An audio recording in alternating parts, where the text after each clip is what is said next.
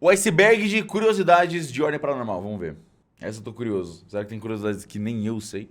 O iceberg das curiosidades de ordem paranormal. Eu sei. Eu tô um pouco, bastante, muito, na verdade, atrasado pra fazer vídeo de iceberg. Mas antes Nunca, tarde nunca, do que nunca. nunca. Pra você que por algum motivo não sabe o que é um vídeo de iceberg, basicamente é uma lista de curiosidades aqui no caso sobre ordem paranormal, com a pequena diferença que eu começo dos itens mais conhecidos e vou até os mais desconhecidos. Nesse Justo, caso, justo. das curiosidades mais conhecidas até as mais desconhecidas. Os icebergs também são separados por camadas, sendo as primeiras camadas as mais superficiais, mais visíveis, de mais fácil acesso. Qualquer um consegue enxergar. Nessas primeiras camadas ficam os itens mais famosos, populares da lista, que é bem difícil não conhecer. Já nas últimas camadas, a gente tem as áreas mais submersas do iceberg, então mais profundas no oceano, representando itens misteriosos, obscuros, entradas da lista que pouquíssima gente chegou a ver ou conhecer de alguma forma. Resumindo, quanto mais fundo e maior o número da camada, mais ocultos e secretos são os itens da lista. Tudo certo? Vamos lá então para o iceberg de curiosidades de ordem paranormal. Primeira camada. Musicão, hein? Musicão.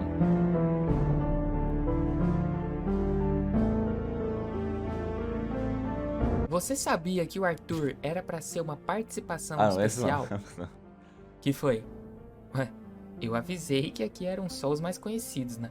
Não vem falar que eu não avisei. Mas, de fato, o Clássica. Arthur era para aparecer só no episódio 3 de O Segredo na Floresta e talvez no quarto. Acontece que abriu uma vaga aí na equipe E depois do terceiro episódio, né? E acontece que o Arthur acabou por lutar contra uma aranha gigante, né? Que é civis normalmente não fazem, e se saiu muito bem até. Digamos que a equipe E meio que viu ali o potencial no meninão e decidiu incluir ele na equipe. Claro, o Arthur também quis, né? Depois que o Chris foi de berço. Mal sabiam eles que essa decisão de última hora de incluir esse carinha com 8 de vida na equipe resultaria nisso aqui. E nisso aqui. Chegou a hora de você se tornar um agente da ordem e derrotar os seus próprios monstros. Livro oficial de regras. E nisso aí Que também. tá sendo impresso, é verdade. É. Isso é ordem paranormal, meus amigos.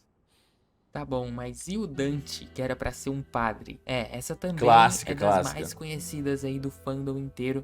Na verdade, virou até meme, de tanto que as pessoas ficavam falando isso. Ficou extremamente conhecido e as pessoas continuavam falando sobre, então virou meme, inclusive. Mas estamos aqui é pra isso, é pra falar coisa conhecida. E de fato, a ideia inicial do Dante era ser um padre. Não sei como, porquê, da onde tiraram isso, como ia funcionar isso. Só sei que era pra ser, mas foi uma ideia descartada pelo Hakim e pelo Selbit. Acontece que o Hakim gostou tanto do design Dante padre que ele resolveu manter. Então não é coincidência o Dante realmente parecer muito um padre, porque era pra ele ser. Acontece que o Hakim largou a ideia, mas decidiu deixar o design assim, porque ficou muito da hora. Inclusive, foi o Dante que matou o Impape, né? Que era No o Padre soco. Ronaldo, né? Então olha só, padre matando o padre, velho. Realmente, a ironia do destino é uma divindade. Na verdade foi numa correntada. Time to stop! Foi na porrada, não no soco. Time to stop, okay? No more! Cinerária, um dos momentos mais lendários de toda Ordem Paranormal. Mas vem cá, você sabe o que é uma cinerária? Uma cinerária, a coisa cinerária, você sabe o que é isso? Provavelmente sim, até porque a gente tá na primeira camada, mas caso você por algum motivo não saiba, é uma flor. É essa flor aí que você tá vendo. Na verdade, todos os rituais do Kaiser têm nomes de flor. No caso, acácia, dandelion e cinerária. O Kaiser dava o nome dos rituais dele como flores, porque a mãe dele sempre presenteava ele com flores quando ele fazia algo legal. Um dia ele perguntou pra ela por que ela fazia isso, e ela simplesmente respondeu que um dia É ele ia Dandebrium, sentir é verdade, é falta de ser Dandebrium. presenteado com flores. Desculpa o gatilho. Inclusive, esse momento do Cinerária foi tão lendário que o nome do ritual no livro de regras oficialmente é Cinerária por causa dessa cena, Verdade. simplesmente. Mas o Kaiser não era o único que dava nomes bonitinhos pros rituais em referências a coisas. O Arthur, por exemplo, nomeia até hoje, né, os rituais dele em homenagem a álbuns ou músicas, mais especificamente músicas em que o Kiko Loureiro toca, porque é o guitarrista favorito do Guache. Por exemplo, o clássico Rebirth e o Dystopia também, que ele usa contra o Empapa. Além disso, o Joey também fazia a mesma coisa. Só que no caso do Joey é um pouco mais engraçado, pelo menos pra mim, porque ele dava o nome dos rituais dele em homenagem aos amigos dele que morreram, os amigos ginastas dele, que morreram no primeiro encontro dele com o Paranormal, que ele foi salvo pelo Thiago e pela Liz. Tem até uma HQ não canônica do Orenjiro sobre isso. Os 3 amigos do Joey eram o Mateo, o Rodolfo e o Taka. Se eu não me engano, o Taka não chegou a ter ritual com o nome dele, mas o Mateo e o Rodolfo tiveram. E era simplesmente hilário pra mim. O Joey ia lá usar um ritual e metia um Rodolfo. Intancável essa porra, velho. Aproveitando para falar um pouco mais sobre o Joey, como eu disse, ele tinha esses 3 amigos, Mateo, Rodolfo e Taka, e que eram de 3 nacionalidades diferentes. O Rodolfo sendo brasileiro, o Mateo sendo italiano e o Taka sendo japonês. Para simbolizar isso, esse laço que ele tinha com esses amigos, o Joey usava uma pulseira, que tinha uma bandeira do Brasil, do Japão e da Itália. Coincidentemente, acabou acontecendo que a vida do Joey meio que passou bastante por esses 3 países durante o RPG, já que ele nasceu no Japão, teve sua primeira missão no Brasil e a sua última na Itália. Inclusive, você com certeza conhece as últimas palavras do Joey na Domo o Arimasu. Mas você já reparou que na famosa cutscene de Domo o Arimasu, essa frase pisca rapidinho em italiano e em português? Provavelmente, se você prestou um pouquinho mais de atenção na hora, você notou. Mas eu mesmo demorei bastante pra perceber isso por algum motivo. Simplesmente o pior Joey Stan do universo. E pra finalizar com chave de ouro essa primeira camada, ainda falando sobre o Joey, alerta de gatilho agora, tá? Conteúdo sensível aí, você que é muito frágil e tal, conteúdo pesado agora, hein? Joey... Clássico. Não, já aconteceu. É Joey, clássico. O nome do Joey já foi esse. Mas graças ao bom Deus, isso foi removido. Porque no japonês escrito, em português, o Y não existe. Não tem Y em japonês. Então eles tiraram e ficou só Joey Joke mesmo. Que inclusive é uma referência a JoJo's Bizarre Adventure. Na verdade o nome do Joey sempre foi uma referência a Jojo. Só que tinha esse Y antes atrapalhando tudo. Por algum motivo. Eu não sei o que tá. Não sei, não me pergunte. Sei que era assim. Mas justiça foi feita. E essa coisa nunca mais voltou a aparecer na nossa tela. Graças a Deus. Justo. Vamos então para a segunda camada.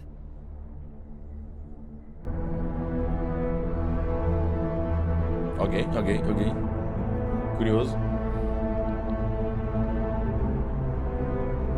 Tô curioso, porque a parada da pulseira do Joey ter os países que ele viveu e morreu é uma curiosidade acidental, né? É uma coincidência, não foi nada planejado, mas Mas aí a gente finge que porra, com certeza, tava tudo nos meus planos quando eu fiz eles irem pro Coliseu, era tudo por causa dos amigos do Joey.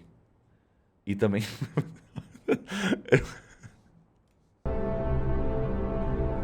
Era tudo um grande foreshadowing. Mano, tudo é combinado, tudo é roteirizado.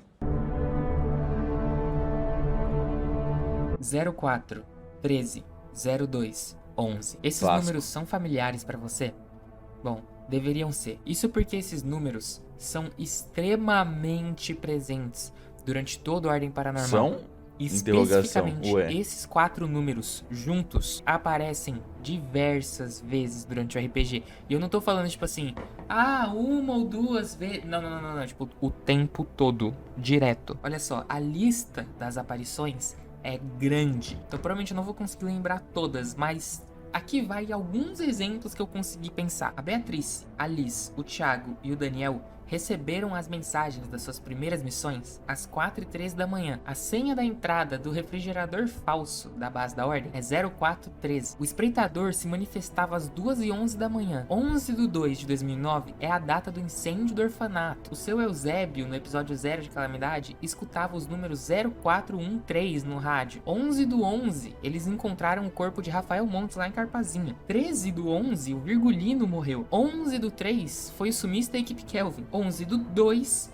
foi o começo da utilização de espirais no projeto Santo Berço. 11/4 a equipe E chega em Carpazinha. 0413-0211 é a senha do cofre que o Arnaldo deixou os documentos em relação às relíquias lá na Mansão Leone. O VD, ou seja, o nível de desafio do anfitrião no livro de regras, é 0413.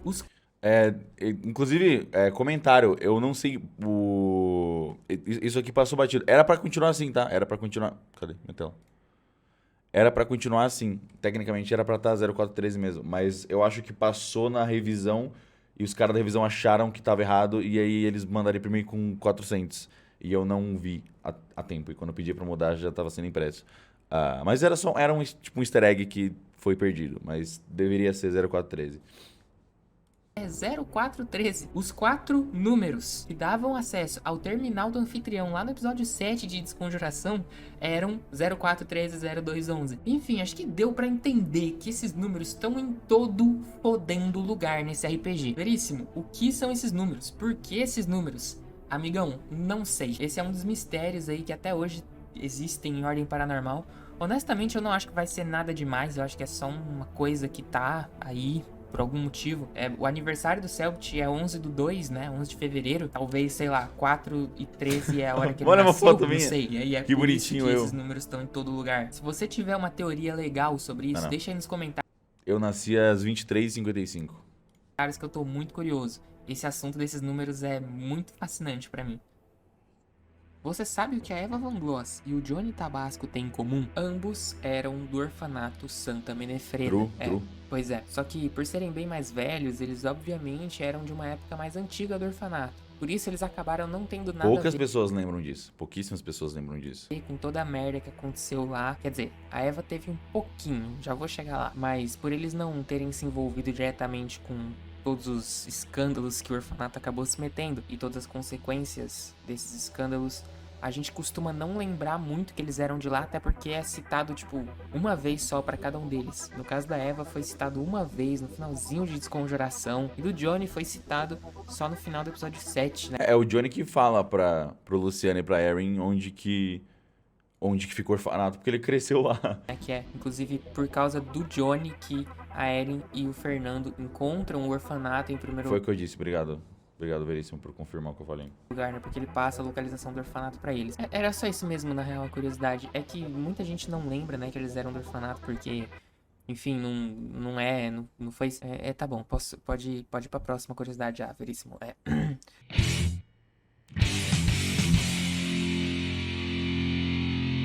Os Dragões Metálicos. Zica. Uma banda de rock que viaja o Brasil inteiro fazendo shows e aproveita para caçar e matar criaturas paranormais no caminho. Eles faziam isso há mais de 20 anos e eram uma das equipes mais fortes e experientes da Ordem inteira. Meus meninos. Até eles serem brutalmente assassinados no episódio 7 de Calamidade, curiosamente, por um fã, o Gal, que acompanha a banda desde 2006, pelo menos. Que é quando a gente vê ele usando uma camisa dos Dragões Metálicos na foto que é tirada no orfanato, nesse mesmo ano. Isso provavelmente é meio óbvio, mas os Dragões Metálicos são uma grande referência à Metallica, que é uma banda que o Selbit ama muito. Inclusive, o próprio tema dos Dragões Metálicos que tá tocando agora é uma releitura de Master of Puppets, de acordo com o próprio Júlio Victor, se utilizando de alguns dos clichês que o Metallica adora colocar nas músicas. Mas as referências não param por aí. Os nomes de alguns dos integrantes dos Dragões Metálicos são muito parecidos com os nomes dos integrantes do próprio Metallica, como Roberto Lutrijo, inspirado em Robert Trujillo, e Kurt Hammett, inspirado em Kirk Hammett. Não só isso, mas vários dos golpes, várias das técnicas que os Dragões Metálicos utilizam são referências a músicas do Metallica. Aqui vai alguns exemplos. Kurt Hammett tem duas habilidades, chamadas Procurar e Destruir e Justiça para Todos, que são referências às músicas Seek and Destroy e Justice for All. Todos os outros têm isso. Não vou falar de todos porque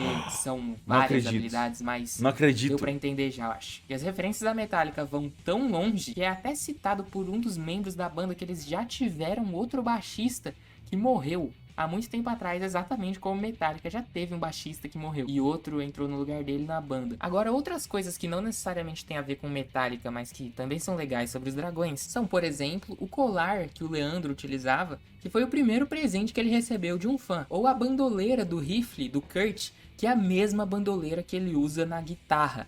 Olha que foda esses caras, mano. Esses caras são muito zica, velho. Uma das minhas maiores tristezas até hoje foi a morte desses brothers, mano. Os dragões eram facilmente uma das equipes mais legais de toda Ordem. Tomara que eles estejam fazendo altos shows de rock foda onde quer que eles estejam. Bora um pouquinho mais fundo? porque chegou a hora da terceira camada. Não era assim pra mim, chat. Mano, eu acho que os dragões metálicos, eles tiveram o spotlight perfeito. Não tem jeito mais legal de dar destaque pra eles do que transformar eles numa boss fight.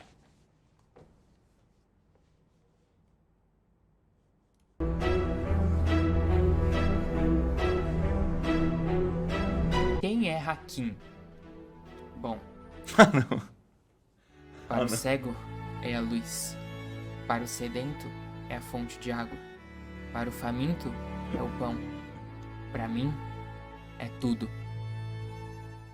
A gente gosta bastante do Hakim. E Clássico. com bastante motivo. Mas você sabe quando que toda essa idolatria a Hakim começou? Na verdade, começou como uma piada que o Guaxinim fez lá no Revelando o Segredo na Floresta e que foi se escalando e resultou em onde a gente tá hoje. Mas essa coisa toda do Hakim surgiu principalmente por o quão bom ele é como player de modo geral. Desde a interpretação até a gameplay do jogo mesmo, criando fichas combadoras absurdas e travando as batalhas de ordem paranormal como ninguém trava. O Hakim é de longe o melhor player, objetivamente falando, do RPG no quesito gameplay mesmo. E quem tá falando isso não sou eu. E o Hakim, porque o Hakim é o player mais experiente de RPG que eu tenho, assim, na mesa.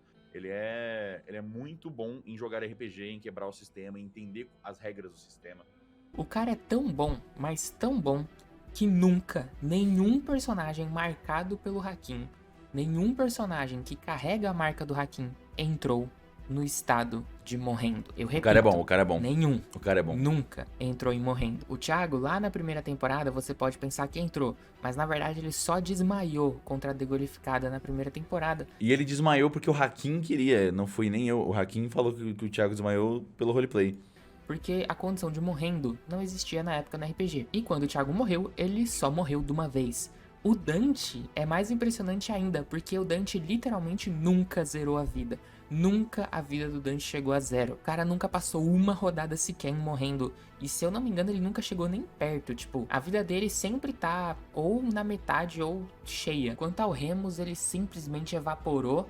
O Arnaldo virou anfitrião. E antes que você fale do Vanderlei, que entrou em Morrendo de Segredo na Ilha, Justo. o Vanderlei não é um marcado confirmado do Hakim ainda. Pode ser que ele seja daqui a pouco e essa curiosidade inteira caia por água abaixo em uma semana. Mas de qualquer jeito, ainda é impressionante que o Dante, pelo menos, nunca entrou em Morrendo, nunca chegou nem perto, considerando que ele é um dos personagens que mais tem tempo de tela em Ordem Paranormal. O cara é simplesmente muito bom, mano. Falando agora ainda um pouco mais sobre o Dante, você sabia que era pra ele ser um combatente em Calamidade? Pois é, a ideia do Hakim era fazer o Dante ser um combatente pra Calamidade, com uma lança muito zica, que nem vocês estão vendo aí. Era pra ser mais ou menos assim o design do Dante. Isso acabou sendo alterado porque o Selbit pediu. Acontece que Calamidade foi a temporada de playtest do livro de regras, então o Selbit precisava de pelo menos um ocultista no grupo principal pra testar o quão balanceado o ocultista tava e também pra mostrar pra gente uma gameplay de ocultista. Então ele pediu pro Hakim manter o Dante como ocultista mesmo, porque já tinha combatente no grupo e não tinha ocultista. Essa informação foi revelada pelo Hakim recentemente lá no Ordencast, inclusive um beijão pros meus manos do Ordencast. Você que tirou a lança. Irmão, eu não tirei a lança. Essa lança aqui nem ia entrar. Essa lança desse concept aqui, não ia... Mesmo se o Hakim fosse fazer o Dante combatente, ele não ia fazer com essa lança. Porque... Por gosto dele mesmo. E ela tava meio... Ela tava um pouquinho fantasiosa demais, assim. E eu concordei com a opinião dele. Ele mandou esse concept e eu falei, achei irado a ideia do Dante com capuz e tal, toda a roupa dele ficou muito foda. Aí o Hakim falou, só não gostei muito da lança porque ela tá meio over the top demais, tá muito fantasia, eu vou tentar deixar ela um pouco mais pé no chão. E aí a gente foi fazendo o Dante combatente por um tempinho, e aí eu percebi que, tipo, ninguém no grupo ia fazer ocultista. E aí eu cheguei pro Hakim e falei, você se importaria de talvez continuar como ocultista, que a gente precisa de um ocultista no grupo pra testar o sistema e tudo mais. Ele falou, tudo bem, beleza. Tipo, não foi uma grande coisa, tipo, não foi uma discussão. Ele falou, tava a fim de fazer combatente, mas se você achar melhor, eu mantenho ocultista. Eu falei, não, vamos de combatente, beleza. Aí depois eu voltei, não, na real dá pra ser ocultista, na real, porque eu preciso. E aí ele falou, não, tudo bem, claro, sem problema. E a gente continuou normal. Não E foi, era não foi uma grande, não foi pediu. uma grande Então o discussão. Celt precisava de prova e tá como ocultista mesmo, porque já Pensa, mano, pensa o quão chato ia ser Calamidade se não tivesse pelo menos um ocultista no grupo. tinha combatente no grupo e não tinha ocultista. Essa informação foi Era revelada. era um grande turning point, assim, era um ponto muito importante na série que ia começar a ter mais rituais, né? O Dante já usava bastante ritual na Desconjuração, mas em Calamidade, especialmente, pô, dá muito versatilidade de usar ritual. Usa bastante ritual e tem um ocultista. Não adianta. Mano, um time balanceado de ordem tem pelo menos um especialista, um combatente e um ocultista. É base. Revelada pelo Hakim recentemente lá no Ordencast. Inclusive, um beijão pros meus manos do Ordencast. Você conhece o IMDb? Caso você não conheça, o IMDb é um dos maiores sites do mundo de avaliação de filmes e séries e, enfim, coisas no geral de entretenimento. É um site que os espectadores vão lá e Meu dão mano, notas IMDb. pra uma série, um filme. E aí o site vai lá e faz um compilado das notas e joga ali uma média pra série baseada nas notas que ela recebeu. Beleza, Veríssimo, mas o que que tem? E daí? E daí que Ordem Paranormal tem uma entrada no IMDb. Lá tem literalmente todos os episódios de Ordem Paranormal, incluindo os revelandos e até Oh. os trans... É surpreendente como é completinho o MDB do Ordem, inclusive. Tem, tipo, vários prints, todas as sinopses, todas as pessoas que participam. E tem bastante review, assim, pra uma série, mano, completamente independente, uma websérie. Tem, tipo, mais de 1000 análises, 1200 análises da série no IMDb. transcendendo. Estão todos lá. Tem toda uma galera que fica lá no IMDb adicionando os E, episódios. inclusive, as notas dos episódios são bem justas, assim. Tipo, os melhores episódios têm notas bem altas e os episódios mais fraquinhos têm notas mais baixas. A rapaziada, tipo, faz as reviews de verdade, assim. Episódios novos quando Não é tipo, eles não ficam dando 0 pra tudo ou 5 pra tudo pra tentar zoar, tá ligado? saem. Inclusive colocando em inglês as legendas dos episódios. Eu não sei se eles têm alguma coisa a ver com a equipe T, que coloca legendas em inglês nos episódios no YouTube, mas de qualquer jeito é uma dedicação foda que eu vejo pouca gente falando sobre. De acordo com o site, os episódios mais bem avaliados de Ordem Paranormal, ou seja, entre aspas, os melhores, são o último de O Segredo na Ilha, o último de Calamidade, o último de Desconjuração e o último de O Segredo na Floresta. Justo. São realmente, mano, estão entre os melhores. Eu colocaria o Escolha Errada aí no meio também. Não Quer dizer, Escolha. Não Escolha Errada. Escolhas. necessariamente nessa ordem, todos têm exatamente 9.9 de nota, né? E sim, o limite é 10, então é tipo uma nota quase perfeita. Então, enfim, o pessoal gosta dos episódios finais, mano. Realmente, o pessoal é muito fã dos últimos episódios aí das temporadas. Vazou. Eu falei o nome da música. Eu falo tanto dessa música. Finalmente, Não existe escolha certa ou errada. para agora, na quarta e última camada. Que isso? Por que o vídeo ficou mutado? Profundezas. Tomou flag de música.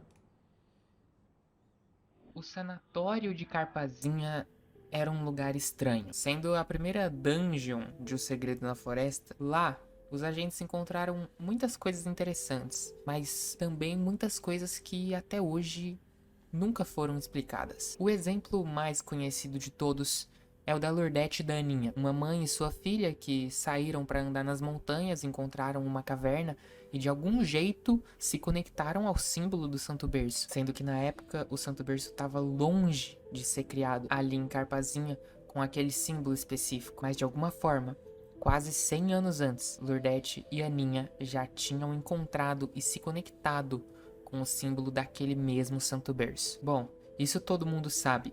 Agora, a partir daqui as coisas começam a ficar interessantes. Além da cela da Lourdete e da Aninha, na primeira cela, a equipe encontrou um zumbi de sangue e lidou facilmente com ele. E junto com esse zumbi, na parede daquela cela tinha um pentagrama desenhado, juntamente com a frase deuses da morte comem maçã. Se você é otaku, você imediatamente percebeu que isso é uma referência Mano, a olha Death esse Note, cara. em que o Light, testando Death Note, manda um prisioneiro fazer isso e depois se matar. Mas de qualquer jeito, mesmo sendo só uma referência, ainda é curioso que o nome Deus da Morte surge aqui. Enfim. A cela número 3 Definitivamente não é uma coincidência. bem estranha. O paciente dessa cela era identificado Isso é o que eles gostam de chamar de foreshadowing. apenas com 2 interrogações. É como se ele não tivesse nome. E quando eles entram na cela, o Joe escuta uma música estranha na cabeça dele. Dezenas e dezenas de episódios depois, mais especificamente no 16º episódio de Desconjuração, a gente descobre que essa música é Spiralen Melodium, a mesma que o Arthur toca na Mansão Endiabrada, a mesma que deixou Heitor Mari completamente obcecado. Não só isso, mas nessa mesma cela a gente vê uma silhueta preta queimada na parede com cinzas, como se alguém tivesse evaporado ali, carbonizado mesmo. Quem era esse? Por que ele não tinha nome? Por que o Joey ouviu Spiralen Melodium nessa cela? O que é essa música afinal? Como vocês podem ver, várias perguntas foram feitas nesse sanatório e basicamente nenhuma delas foi respondida até hoje. Vale lembrar que até hoje a única Spiralen Melodium que apareceu foi a parte 2. 2 anos depois, quase 3. Talvez algumas Nunca dessas se escutou a música completa nunca sejam no Warning. respondidas. Só o futuro dirá. Parando pra pensar, a Foreshadowing. gente realmente tinha que voltar pra Carpazinha, né? Muita coisa ficou pra trás lá. Por exemplo, a Fenda. Veríssimo. O que é a Fenda? Bom, essa é uma boa pergunta. A única vez que essa tal de Fenda é mencionada é num documento do diário do Eric Jur, onde ele fala que se o parasita já é tão forte apenas com a proximidade à Fenda, o que mais poderíamos conseguir? O curioso é que ao entrar na caverna de Santo Berço e se deparar com o parasita, a equipe E não chega a encontrar nenhuma fenda, nem nada que se pareça com uma fenda. E como a gente sabe, algo ainda vive, algo sinistro ainda vive nas proximidades das florestas de Carpazinha. A tal fenda também não parece ter ligação direta com a Relíquia de Morte, visto que nada sobre ela aparece nas páginas do livro sobre a Relíquia de Morte. Portanto, ela deve ter mais ligação com a lore do RPG Ordem Paranormal em si do que algo do sistema, envolvendo a própria existência da relíquia. Mas, curiosamente, no entanto, a palavra fenda é citada uma vez no livro de regras, na seguinte frase: é importante notar que um local com a membrana enfraquecida significa apenas um caminho mais curto entre as duas dimensões, não uma abertura na realidade. Uma fenda, um local sem a presença da membrana, resultaria no fim do mundo devorado pelo outro lado. Pois é no mínimo sinistro. Você se lembra dos eventos que aconteceram na Ordo Calamitas entre os episódios 5 e 6 de Calamidade? Desde a invasão da Relíquia de Morte, até o Anfitro, até os Jogos do Anfitrião e o Kian aparecendo. Se eu te perguntasse quando, em que ano da linha do tempo de Ordem Paranormal esses eventos se passaram, quando eles aconteceram, você se lembra? Bom, se você respondeu 67 depois de Cristo, parabéns, você tá certo. E se você respondeu 2021, parabéns, você também tá certo.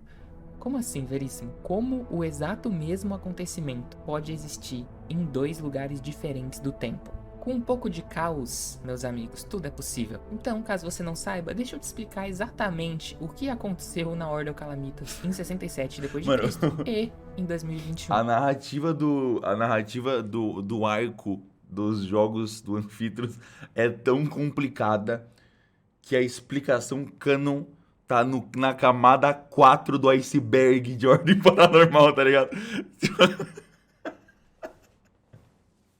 Me empolguei aí. Assim, eu acho que eu tô certo, né? Seria muito engraçado se eu tivesse completamente errado, falando nada com nada. Mas, ó, até onde eu entendi, né?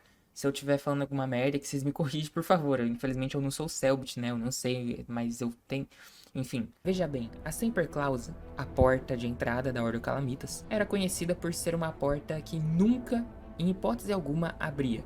E ninguém, nem mesmo a Máscara do Desespero, a Magistrada, sabia o que tinha ou o que aconteceu do outro lado da Semper Clausa. Nem mesmo o Kian sabia. Por que isso? Bom, ao entrar nas ruínas da Ordo Calamitas, os nossos jogadores voltam no tempo, aparentemente.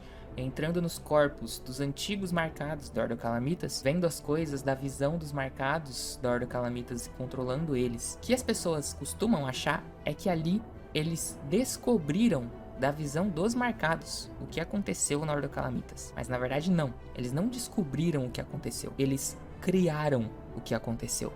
Antes daquele momento, no ano de 2021, nada havia acontecido na Ordo Calamitas. E é por isso que a Máscara do Desespero, a Magistrada, não sabia o que tinha acontecido.